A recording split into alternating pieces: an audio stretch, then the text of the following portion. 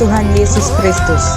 Ini kami umat-Mu percaya 2025 tahun keilahian, tahun pelipat gandaan, tahun lawatan, tahun penuaian, tahun pemulihan. 7 Roh Allah melingkupi kami, keluarga kami, dan seluruh keluarga besar CSD.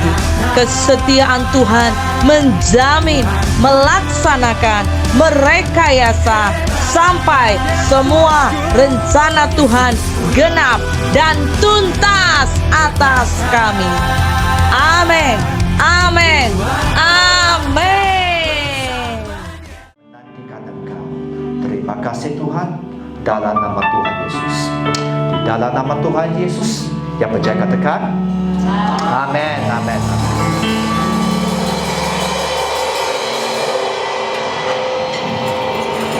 Shalom, selamat petang semua. Welcome everyone.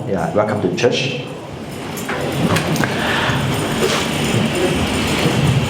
So kita akan terus masuk ke dalam firman Tuhan, yaitu tentang willing to pay the price. Tapi sebelum itu, masih ingat tentang VCCSD? Apa VCCSD? Okey, boleh letak slide ya. Sangat sederhana sebenarnya. Hanya kita perlu menangkap itu dan kita melakukannya, yaitu mempersiapkan umat Tuhan menjadi pasukan Kristus yang rela membayar harga.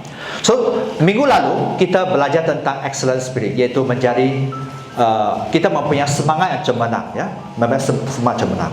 Tapi petang ni kita akan belajar itu tentang rela membayar harga.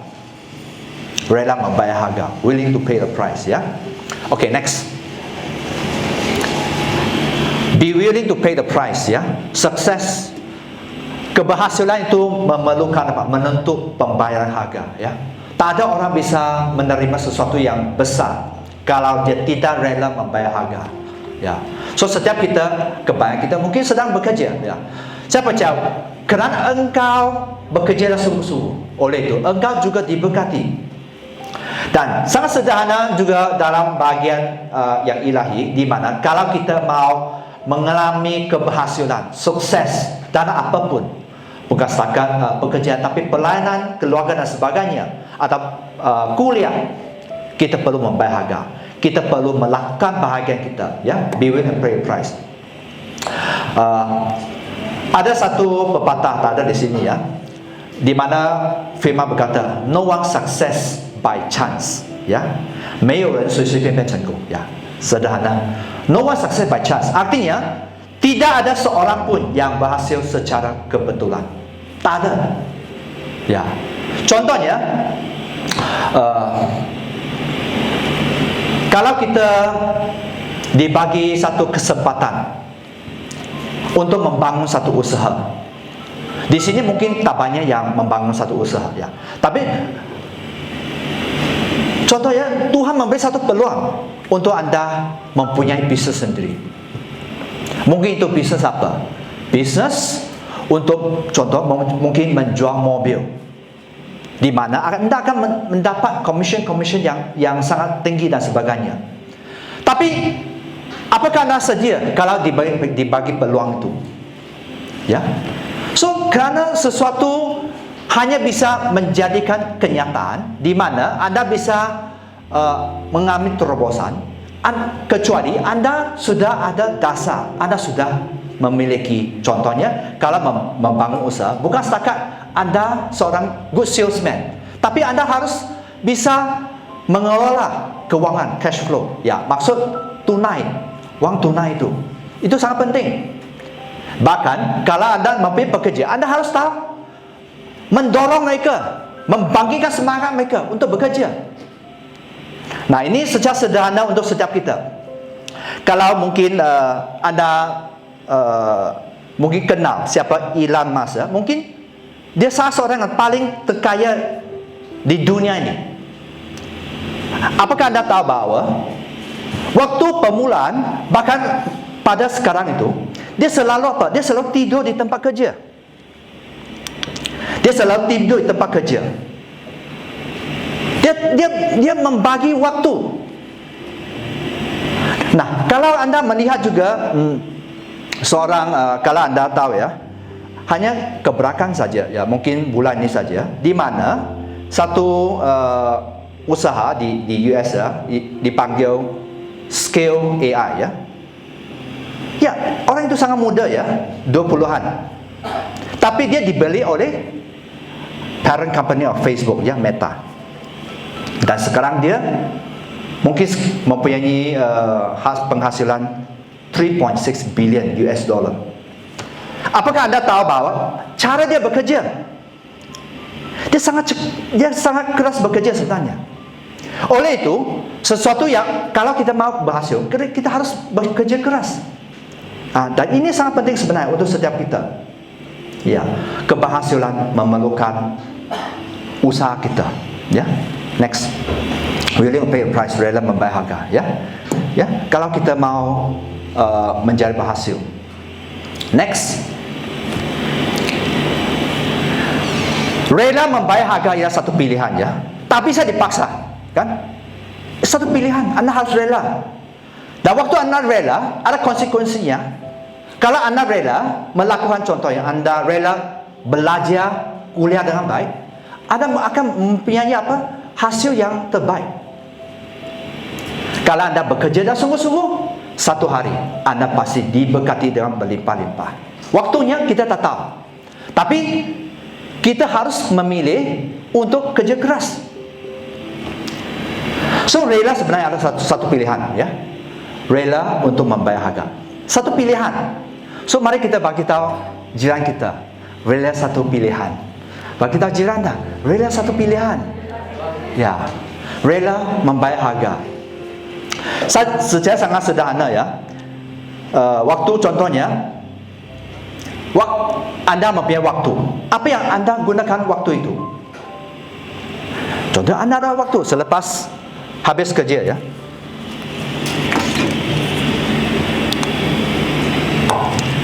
Ya, kan? Ya. Contoh yang anda sudah habis kerja. Apa yang anda gunakan untuk orang kata kill the time ya, membazir waktu. Ada kala kita menggunakan apa? Kita menggunakan untuk main games. Ada orang yang menonton TV, siri, Korea siri dan sebagainya.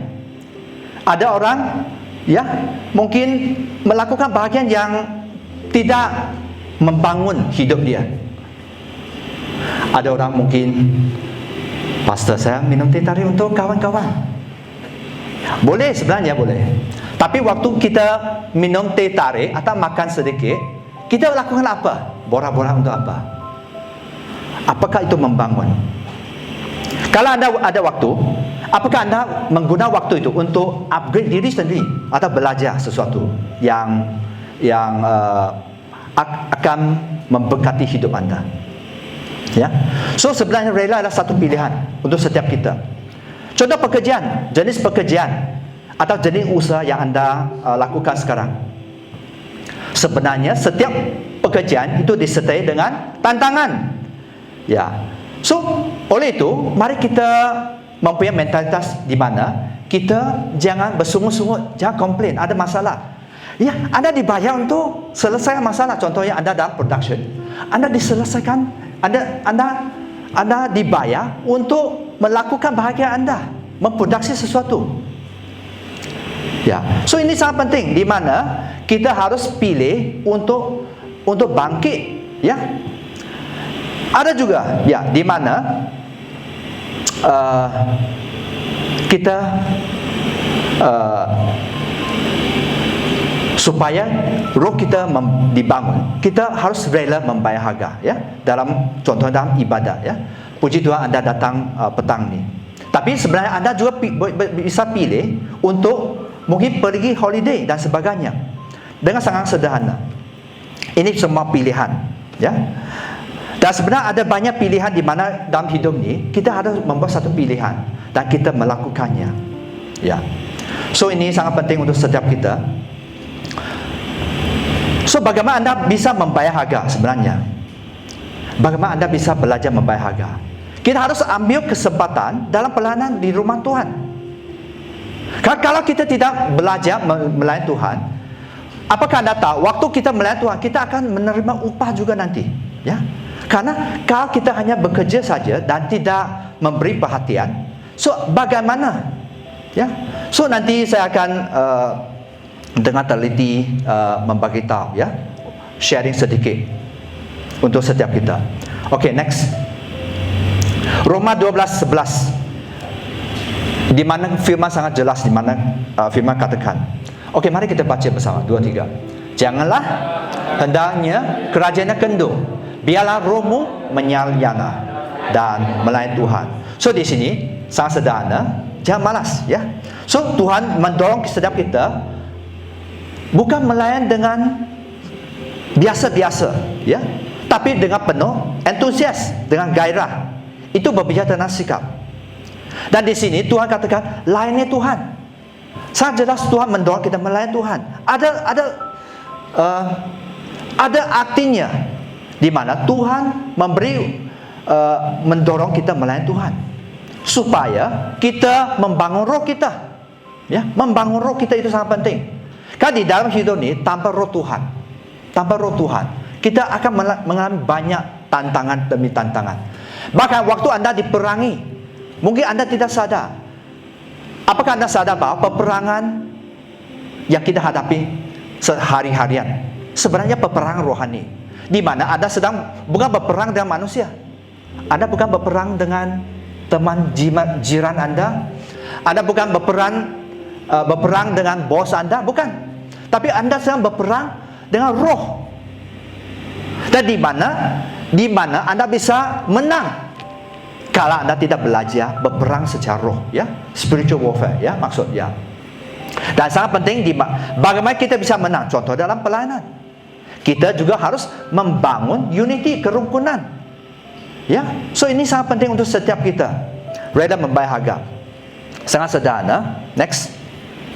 Oke, sebelum itu, oke. Reda membayar harga sebenarnya berbicara tentang apa? Kita sebagai orang percaya, kita tahu bahwa Tuhan Yesus mati di atas kayu salib untuk menebus dosa kita. Dan Tuhan membayar harga tertinggi untuk setiap kita, ya, supaya kita bisa menerima keselamatan. Dan seterusnya, ongkos di bagaimana kita menjadi murid Kristus ialah Tuhan menuntut kesediaan untuk menghitung ongkos, ya. Dan kita harus rela berkorban, ya, rela berkorban. So bagaimana kita bisa melakukan bagian itu? Secara sederhana sangat contoh-contoh tertentu yang di sini. Rela membayar harga, contohnya menyerahkan keinginan pribadi, ya, yaitu di mana setiap kita bisa memilih kehendak Tuhan atau ambisi pribadi, ya. Dan sangat penting di mana kita sangat tahu bahwa kita tak bisa memaksa. Kita tak bisa memaksa sesiapapun. Contohnya, kita tak bisa memaksa seseorang untuk melayani Tuhan. Kita tidak bisa memaksa seseorang untuk memberi persembuhan di mana ada janji, di mana sebenarnya untuk keuntungan diri kita. Apakah kita bisa memaksa? Tak bisa, ya. Dan kita juga harus tahu bahwa kalau kita yang sudah berumah tangga, contohnya para istri, ya, apakah Anda bisa memaksa suami cuci pinggang? Bisa? Atau memaksa suami, ya, beli sesuatu? Boleh kalau itu cukup menarik, ya. Atau bagaimana suami bisa memaksa istri lakukan banyak hal, mungkin pekerja rumah dan sebagainya, ataupun melakukan sesuatu yang Anda rindu? Bisa? Bisakah? Nggak bisa. Tak ada orang bisa sebenarnya. Kalau kita sadar, ya, kita mungkin bisa melakukan itu pada bayi atau anak-anak kecil, karena masih kurang cerdas, kurang sedikit cerdas. Tapi kalau sudah sampai umur sekian, mungkin 4 tahun, 3 tahun dan sebagainya, ya, susah kita menjadi mereka tunduk kepada kerinduan kita. Dan ini kita harus sangat penting. Ini sebenarnya berbicara tentang apa? Hidup kita, keinginan tentang kehendak Tuhan atau ambisi pribadi. Dan di dalam hidup ni kita harus tahu, setiap kita harus tahu. Tadi kita lihat satu sedikit cara. Rela adalah satu pilihan. Dan pilihan itu ada konsekuensinya. Dan setiap kita, waktu kita membuat pilihan, kita harus tahu konsekuensinya. Ada kala konsekuensinya mungkin ya, kalau kita pilih salah ya kita mungkin tanggung sesuatu yang berat sikit. Tapi ada kala konsekuensinya ialah di mana kita mungkin bisa hilang keselamatan. Dan kita harus bisa sudah membuat pilihan. Dan kita mesti rela bertanggungjawab. Sebenarnya ini bertanggungjawab ini bukan apakah anda mau bertanggungjawab atau tidak. Sebenarnya itu konsekuensinya. Anda tak mau bertanggungjawab, in the end anda harus juga bertanggungjawab, kan? So di dalam mari kita memahami tentang itu, ya. Di mana kalau kita sudah membuat pilihan, kita harus menanggung konsekuensinya. Dan sangat penting waktu kita membuat satu keputusan, kita harus tahu apa yang anda harus tanggung. Ya, are you willing? If you are not willing, don't do it. If you are willing, you do it. Ya, so sangat penting untuk setiap kita. So di mana contoh rela membayar harga, ya, menanggung kesulitan. Di mana mungkin kita sebagai anak Tuhan, kita akan melewati mungkin pencobaan, keadaan sulit dan sebagainya, bahkan penganiayaan sebagainya. Ini biasa sebenarnya, ya, untuk hidup setiap kita. Seterusnya yaitu dalam pelayanan, ya, kita harus memberi waktu, bahkan sumber daya ada kala, ya, untuk melayani Tuhan, untuk menolong mungkin teman kita, jemaat kita, atau orang di luar, ataupun kita harus apa? Menjangkau jiwa-jiwa. Nah, Tuhan Yesus sebenarnya apa panggilan Tuhan Yesus untuk setiap kita? Masih ingat? Sebenarnya sangat sederhana. Sebagai anak Tuhan, hanya 2 perkara sebenarnya, sangat sederhana. Apanya? Kita sebagai umat Tuhan, kita panggilan kita ya untuk menjangkau jiwa. Kedua, panggilan kita ia untuk memuridkan. 2 saja. Apakah anda fokus kepada itu? Karena dalam Matius tak ada di sini, ya, dalam slide, ya, di mana Matius 28 amanah agung, ya, Tuhan kata pergilah jadikan semua bangsa muridku. Ini panggilan kita, ya. So sebelum kita bisa memuridkan, kita harus menjadi murid dulu, ya kan? So dan seterusnya firman katakan baptis mereka dalam nama Bapa, Putra dan Roh Kudus, dan ajar mereka melakukan segala sesuatu yang kuperintahkan. So bagaimana kita bisa mengajar? Kita harus melengkapi diri kita. Kita harus beribadah. Kita perlu juga banyak berdoa. Bahkan kalau ada ibadah doa, didorong, ya. Dan Tuhan kata aku menyertai kamu senantiasa sampai pada akhir zaman. So ini sedikit contoh untuk kita tentang membayar harga. Dan bagaimana anda akan rela membayar harga sebenarnya? Bagaimana anda bisa rela? Kita harus perlu mengalami Kristus dulu, ya. Kita harus mempunyai pengalaman tentang siapa Tuhan kita. Anda tak akan rela membayar harga, bahkan rela membayar harga, memberi hidup, bahkan rela menjadi martir. Kalau anda tidak kenal Tuhan Yesus, mengapa ada orang rela? Karena mereka tahu panggilan Tuhan. So supaya kita bisa betul-betul membayar harga, kita harus mempunyai hubungan dengan Tuhan. Kita harus mengalami Tuhan.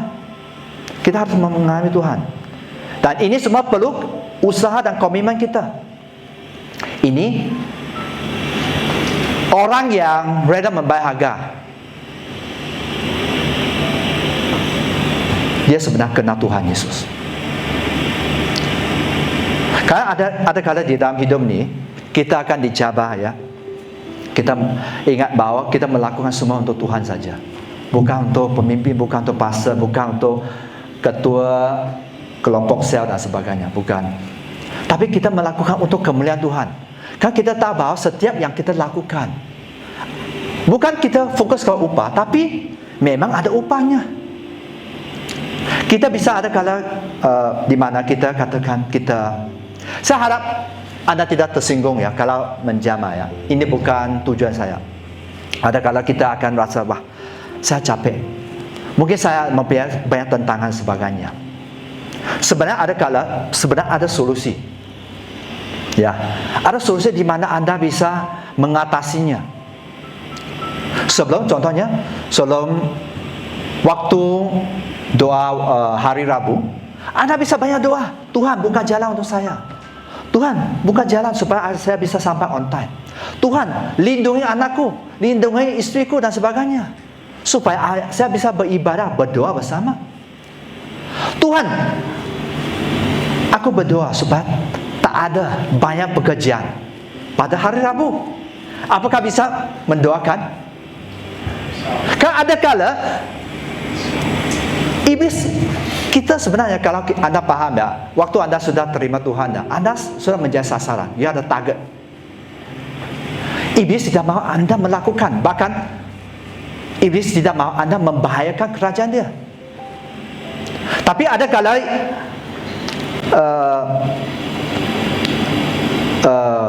sikap kita ialah, kalau sudah kita tidak berperang beforehand, kita tidak berperang dulu, kita mengalir ya. Kalau saya sempat, saya datang. Dan ini bagaimana Anda menang? Bahkan kalau kita dalam hal yang kecil ya, kalau kita tak bisa menang, bagaimana Anda bisa mengalami terobosan yang besar? Karena Tuhan selalu melihat, kalau kita tidak bisa setia dalam perkara kecil, kalau kita tidak bisa menang dalam perkara kecil, apakah Tuhan akan memberi Anda pelayanan besar? Apakah Tuhan akan mencurahkan berkah yang berlimpah-limpah? Nggak usah 1 juta lah, mungkin 100,000. Kalau Anda tidak ready, bahkan kalau Anda tidak bisa mengelola, itu bisa membunuh Anda. Sebenarnya betul-betul bisa membunuh, bahkan menghancurkan. So, mari kita mengerti tentang itu ya. Tuhan mau kita belajar membayar harga supaya untuk kebaikan kita saja. Dan oleh itu, mari kita pilih dengan bijak dan tahu apa konsekuensinya waktu Anda membuat pilihan ya. So, okay, next. Seorang hamba Tuhan ya, dan penulis ya, beliau kata, mungkin kita baca bersama 2-3. Christ has paid the full price for our redemption, but our walk with God on a daily basis will cost us much. Are we willing cheerfully to pay the cost? Secara sederhana ya, Kristus telah membayar lunas harga penebusan dosa ya. Tetapi perjalanan kita bersama Tuhan setiap hari memerlukan banyak pengorbanan. Supaya kalau kita mau menang, perlu pengorbanan. Kemenangan tidak datang otomatis, bahkan tak ada otomatis. Kalau kita tidak berperang, kita akan diperangi. Kalau dia bisa, dia akan menghabisi Anda. Kalau iblis bisa, dia akan membunuh Anda secara fisik. And game over. Nah, kalau Anda tinggal di Tuhan, puji Tuhan, masih bersama dengan Tuhan. Tapi Anda tidak sungguh-sungguh Tuhan, ya Anda harus takutlah. Ya, dan seterusnya artinya ialah, apakah kita bersedia dengan sukacita untuk membayar pengorbanan itu? Membayar dengan sukacita. Jangan komplain, bersungguh-sungguh, nggak ada gunanya. Tuhan mau train kita, WCCSC ya, mempersiapkan umat menjadi pasukan Kristus, yaitu laskar, yaitu pelari maraton. Laskar, saya mau menekan, bukan laskar jasmani, tapi laskar Anda bisa berperang secara rohani. Mungkin Anda sangat kuat secara fisik, tapi kalau Anda tidak kuat secara rohani, ya game over, senang. Dan kalau anda memahami, kalau pasukan khusus Special Force, mereka tidak, biasanya orang yang dalam Special Force bukan orang six pack dan muscle besar biasa, bukan. Tapi mereka orang cerdas. Mereka mempunyai kelebihan tertentu. So Tuhan sebenarnya mau setiap kita membayar harga supaya kita bisa kuat. Itu saja. Kalau anda tidak kuat, anda tak bisa melewati banyak hal sebenarnya dalam hidup ini. Ya. So di sini Tuhan mau kita willingly, cheerfully to pay the cost, pay the price. Ya. Dengan sukacita anda membayar harga. Ya. So di sini, okay, next. Lukas 9 ayat 23 ya sampai 26. Mari kita baca bersama. 23. Katanya kepada semua orang, setiap orang mau mengikuti aku, ia harus menyangkal dirinya, memikul salib setiap hari dan mengikut aku. Okay, stop. Tuhan kata, kalau anda mau mengikut aku, anda harus menyangkal dirinya. Maksud, tak ada kepentingan diri. Anda tidak mementingkan diri, anda tidak. Dan ini sebenarnya satu perjalanan ya. Mungkin anda tak akan, sebenarnya anda tak akan dapat itu otomatik. Anda perlu belajar memikul salib. Ya, maksud anda harus rela membayar harga. Okey, seterusnya, kerana barang siapa mau menyelamatkan nyawanya, ia akan kehilangan nyawanya. Tetapi barang siapa kehilangan nyawa kerana aku, ia akan menyelamatkannya. Kalau anda sadar ya, ini sebenarnya Tuhan mengizinkan firman itu ditulis supaya apa? Supaya kita jangan menyangkal dia. Kita bisa menyangkal Tuhan dalam banyak hal, banyak bahagian hidup kita. Mungkin anda kuat dalam bahagian, tapi ada bahagian tertentu anda harus diperkuatkan supaya nanti di mana jangan sampai anda kehilangan nyawa. Next. Okey, mari kita baca bersama. Apa gunanya seorang memperolehi seluruh dunia tetapi ia membinasakan atau merugikan diri kita? Okey, mari kita stop. Sangat penting ya. Apakah gunanya? What's the benefit kalau anda mempunyai semua wang, semua pangkat yang paling tinggi, tapi anda tidak diterima Tuhan? Karena keselamatan itu kesemuanya. Seterusnya, sebab barang siapa malu kerana aku, kerana perkataanku, anak manusia yaitu Yesus akan malu kerana orang itu. Kalau kita malu ya, malu kerana Tuhan, kerana perkataannya, firmannya, kita tak akan diterima. Karena orang itu apabila ia datang, yaitu Yesus datang kelak dalam kemuliaannya dan dalam kemuliaan Bapa dan malaikat-malaikatnya. Kan satu hari kita akan bertemu dengan Tuhan ya. Satu hari kita akan bertemu dengan Tuhan. Dan ini sangat penting. Next. Ini tema untuk tahun ini, yaitu divine multiplication, yaitu multiplikasi ilahi. Sesuatu yang ilahi, sesuatu yang besar, tak akan bisa kita terima dengan kekuatan diri kita. Sesuatu yang besar. Apakah dalam membangun pelayanan, apakah dalam supaya banyak jiwa bertemu dengan Tuhan, apakah dalam ekonomi kita dan sebagainya. Sesuatu yang besar tak bisa dengan kekuatan diri kita. Cannot. Oleh itu, kita perlu sadar, we need the Lord. Kita perlu Tuhan, setiap kita. Kita perlu Tuhan. Kita perlu proteksi Tuhan. Kita perlu kekuatan dari Dia. Kita perlu hikmat dari Dia. Kita perlu tuntunan Dia dan sebagainya. Ya. So mari kita sadar tentang itu. Ya. Okay, next. Okay, next. Ini tentang menabur benih ya. Ada empat bahagian ya. Menabur benih. Satu di pinggir jalan, satu di tempat yang berbatu, satu di tempat yang penuh dengan semak duri, satu di tempat tanah yang baik ya. Sangat sederhana, tapi mari kita belajar. Karena itu saya harap anda sadar status anda di depan Tuhan ya. Next.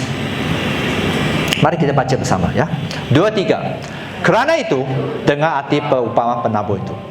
Kerana setiap orang yang mendengar firman tentang kerajaan syurga, tetap tidak mengertinya, datang si penjahat dan merampas yang ditabur dalam hati orang itu. Itulah benih yang ditabur di pinggir jalan. Okey, so inilah bahagian di mana contohnya anda mendengar firman tapi tidak mengerti. Dan kerana anda tidak mengerti, iblis akan rampas benih itu. Kalau secara fisik, kalau contohnya iblis ambil benih itu, apakah anda masih ada benih? Masih ada? Nggak ada kan? Sudah tahu, tak akan bisa apa ya? Dia tak akan bisa menerima apa-apa sebenarnya. Karena sudah dicuri iblis. Bahkan bukan dicuri, dirampas. Dirampas take by force, maksudnya ambil secara paksa. Anda kan, jangan ambil, tapi sudah diambil. Sudah diambil benih itu. Apakah anda orang jenis itu? So mari kita sadar ya, firman ditabur supaya anda sadar keadaan rohani kita. Dan seterusnya mari kita baca ya. Benih yang ditabur di tanah berbatu-batu ialah orang mendengar firman itu dan segera menerima dengan gembira. Okey. So kasus kedua ialah apakah kita Christian jenis itu, di mana kita sebenarnya benih sudah ditabur di batu-batu. Kita wow, puji Tuhan ya. Biasa ya, kalau bahkan di ibadah, di KKA, di seminar, wow, puji Tuhan. Do you agree? Yes, I agree. Kamu percaya ada terobosan? Ada. Kamu percaya Tuhan menolong Anda? You believe miracle? I believe miracle. Kan? Biasa kan? Kalau ada pernah pergi ke seminar, wah, I believe. Nothing is impossible. Ya, itu lagu. Nothing is impossible. Betul. Sebenarnya betul. Tapi sebenarnya ada step-step. Maksud ada langkah-langkah seterusnya harus kita lakukan. Kita mungkin sangat sukacita. It's okay. Benar sukacita. Tapi next, okay, mari kita baca seterusnya. Tetapi ia tidak berakar dan tahan sebentar saja. Apabila datang penindasan atau penganiayaan karena firman itu, orang itu segera murtad. Wow. Ia tidak berakar, dia tidak berakar dalam. Itu artinya. Dia tahan sebentar saja. Maksud dia tidak tahan lama. Banyak kita panas. Saya tak tahu apakah di Indonesia, tapi di Malaysia ada pepatah panas tahi ayam. Tahi ayam biasa panas sekejap saja kan? Tak boleh 1 jam kan? Mungkin 15 minit sudah sudah tidak panas lagi. Tidak tahan. Ya, so mari kita sadar ya, apabila datang penindasan, yaitu penderitaan besar ya, kesulitan yang besar, sesuatu yang besar ya, atau penganiayaan, wah, karena firman, karena kepercayaan, orang itu segera murtad ya. Maksud semangatnya padam, dia menyerah dengan cepat. Dia menyerah. Sebabnya dia tidak berakar dalam. Dia tidak kuat. Dan kalau anda sadar ya, kebanyakan umat Tuhan memang begitu. Kecuali dia mau dimuridkan, kecuali dia beribadah, dia buat komitmen dan usaha. Tak ada orang terlalu kuat. Tak ada. Termasuk pemimpin juga. Tak ada yang terlalu kuat. Kita bisa dengan sekelip mata kita bisa jatuh. So di sini Tuhan mengingatkan kita, jangan hanya sukacita terima firman, tapi perlu berakar. Oleh itu berakar di dalam gereja lokal sangat penting. Itu akan menjadi kuat. Bahkan kalau anda berakar dalam gereja lokal, ada spiritual covering, ada proteksi Tuhan. Nah, satu bahagian kalau anda sadar ya, kalau pemimpin anda lemah atau pastor gembala anda lemah, berarti apa?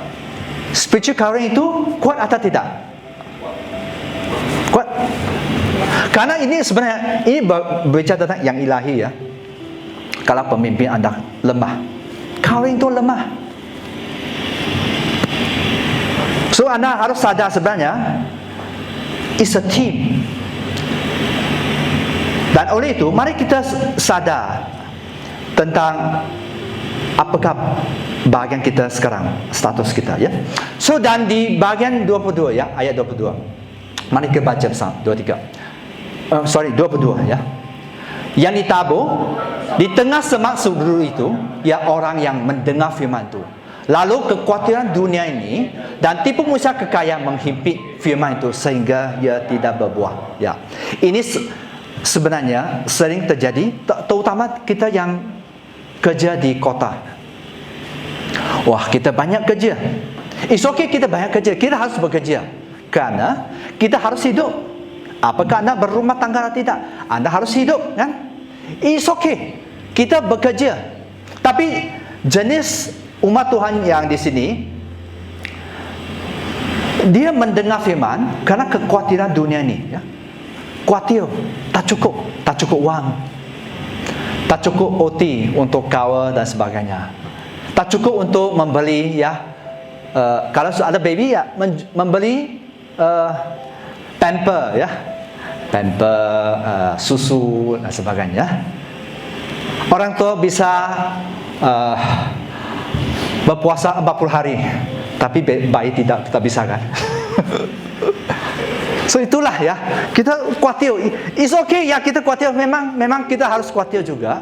Kita lakukan baiknya, tapi firman sangat jelas menyatakan bahwa jangan mengizinkan kekhawatiran itu dan tipu daya kekayaan itu, yaitu ada kala kita mungkin sangat rindu menjadi hidup kaya raya, hidup mewah, bahkan kita lebih lagi kita tamak akan uang, ya, tamak dengan keuangan dan sebagainya. Dan ini sebenarnya akan menjadikan kita tidak berbuah. Satu bagian firman berkata ya, satu versi berkata, makin lama makin sedikit yang dilakukan bagi Allah. Kita bisa sangat ya. Ini apakah itu pernah terjadi dalam hidup saya? Pernah. Biasa sejarah diulang dalam hidup kita, kan? Kita dari belum kenal Tuhan, kita kenal Tuhan, kita melanda berkobar-kobar, berapi-api ya. Lepas tu kita ada masalah pekerjaan, masalah teman, masalah di pelayanan, kita sejuk. Dan lepas tu kita bangkit lagi. Kalau yang sadar, dia akan bangkit lagi. Tapi yang tak sadar, ya, memang kita bisa terus lemah. Oleh itu sangat penting untuk setiap kita ya. Jangan seperti kasus yang ketiga itu. Kita sebagai orang benih yang ditabur di tengah semak duri.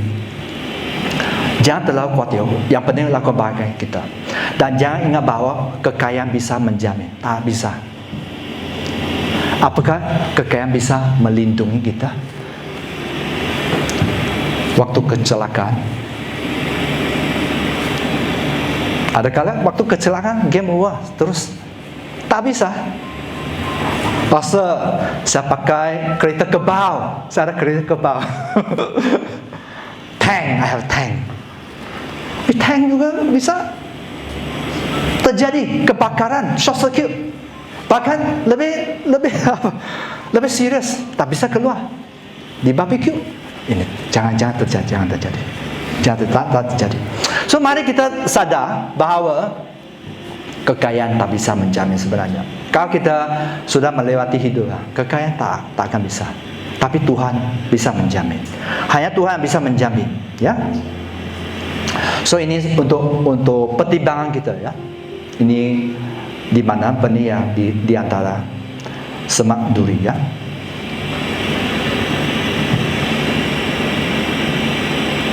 Okay, next. Ini adalah hayo. Mari kita baca bersama 2-3.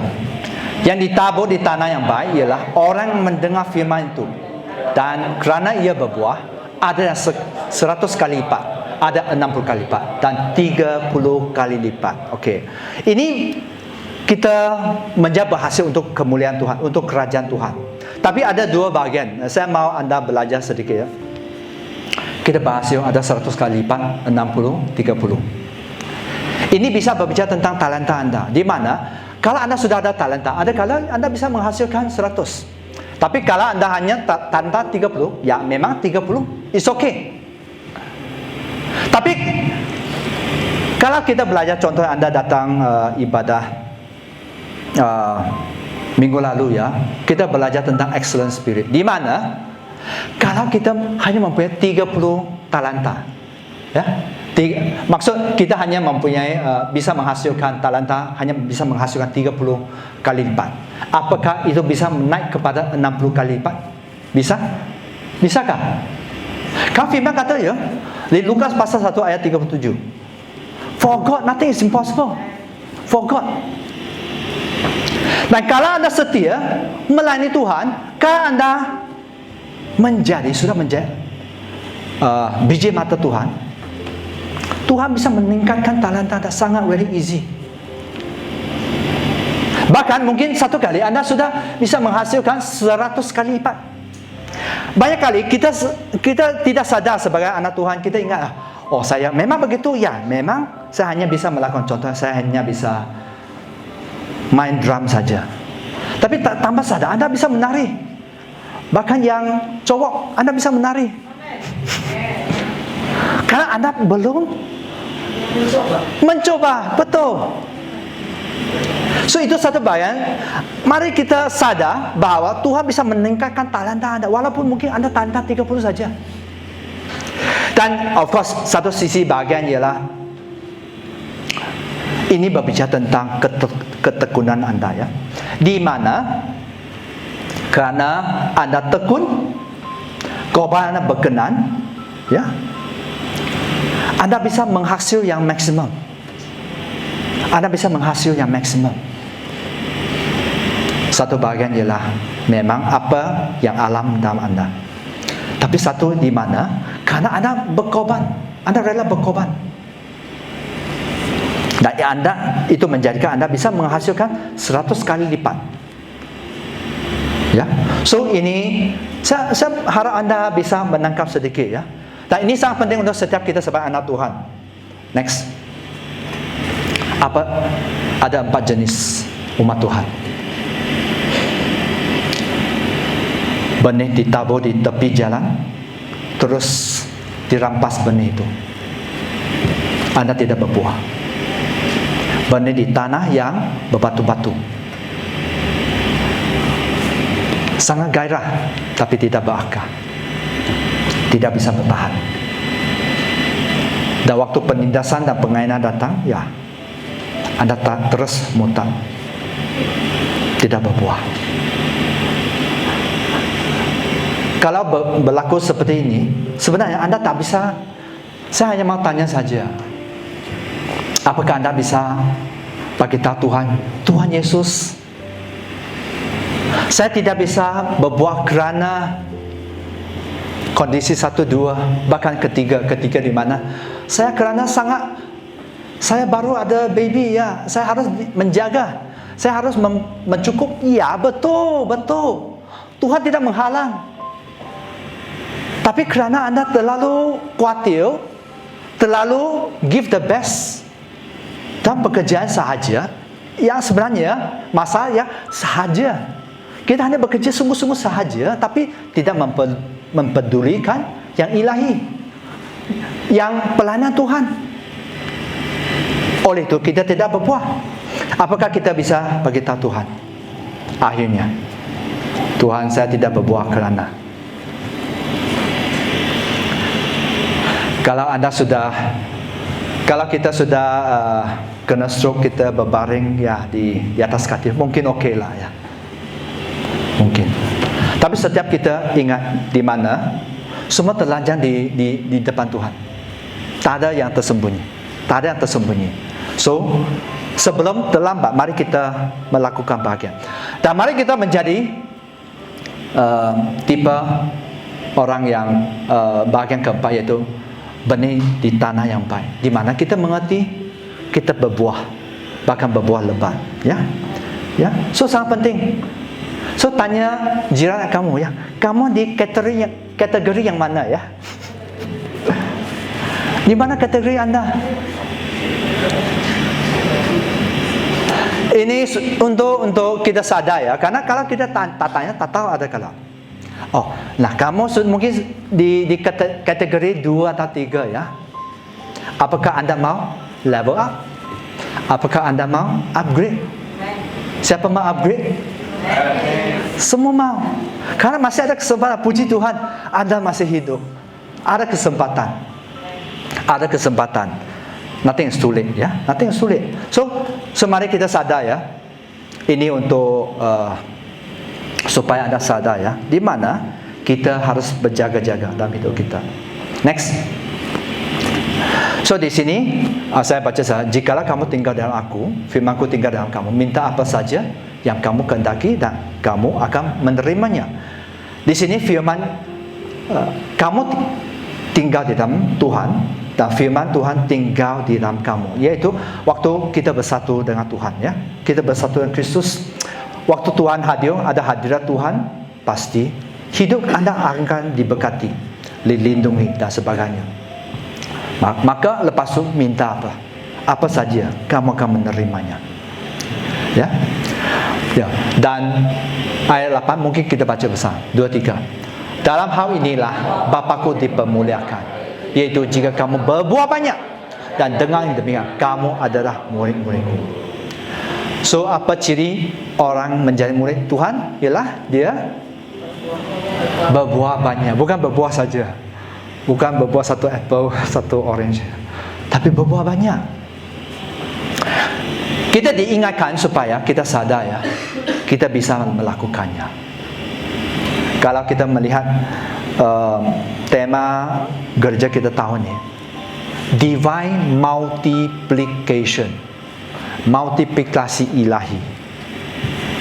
Ilahi saja yang bisa melakukan, menolong kita melakukannya. Divine, God, only God can help us do it. Only God. Ya, so kita bisa waktu kita bergantung kepada kuasa Tuhan. Next. Oke, mari kita baca bersama. 2, 3. Lalu aku melihat takhta-takhta dan orang yang duduk di atas. Kepada mereka diserahkan kuasa untuk menghakimi. Aku juga melihat jiwa-jiwa mereka yang telah dipenggal kepalanya, kerana kesaksian tentang Yesus dan kerana firman Allah, yang tidak menyembah binatang itu dan patungnya, dan juga tidak menerima tandanya pada dahi dan tangan mereka. Dan mereka hidup kembali dan memerintah sebagai raja bersama-sama dengan Kristus untuk masa 1000 tahun. So di sini berbicara tentang orang yang menang sebenarnya. Ya. Takhta-takhta dan orang duduk di atasnya, kepadanya diserah untuk kuasa untuk menghakim, yaitu mereka yang sudah menang, ya. Mereka sudah menang. Dan kerana setiap kita masih belum dipanggil, kita belum sebenarnya menang. Kita harus menjaga hidup kita supaya in the end kita menang. Ada belum menang, mungkin Anda sangat gairah melayani Tuhan, Anda sudah menang banyak bahagian dalam hidup Anda. Anda mungkin mendapat banyak favor dan anugerah, tapi belum menang. Ingat, Anda belum menang. Anda hanya menang waktu bila dipanggil. So mari kita, itu satu penghiburan untuk kita yang mungkin kita sudah drop kita sepertinya, tapi sepertinya mungkin di depan banyak manusia kita belum sampai standar itu. Tapi Tuhan, kita masih diberi kesempatan, ya. Dan seterusnya di sini kata, ya, aku juga melihat jiwa-jiwa mereka yang telah dipenggal kepala, itu mati, ya, karena kesaksian tentang Tuhan, ya, karena firman Tuhan. Dan dia tidak menyembah. Oleh itu kita tak akan bisa memberi kekuatan untuk bertekad memilih Tuhan tanpa kuasanya. kita tak akan bisa melakukannya. Kalau kita sadar ya, di mana kita tak bisa tidak menyembah binatang tu atau patung atau tidak menerima tanda ya. Tapi kerana mereka yang sudah menang, mereka akan memerintah akhirnya sebagai raja. Mereka yang sudah menang bersama-sama Kristus pada masa 1000 tahun. So mari kita sadar ya bahawa Tuhan, kerana Tuhan di mana kita belajar rela membayar harga untuk kebaikan kita. Tuhan mau bangkitkan iman kita, Tuhan mau proteksi kita, Tuhan mau kita finish well. Itu hati Tuhan. Dan saya percaya Anda juga bisa waktu Anda bergantung kepada Tuhan.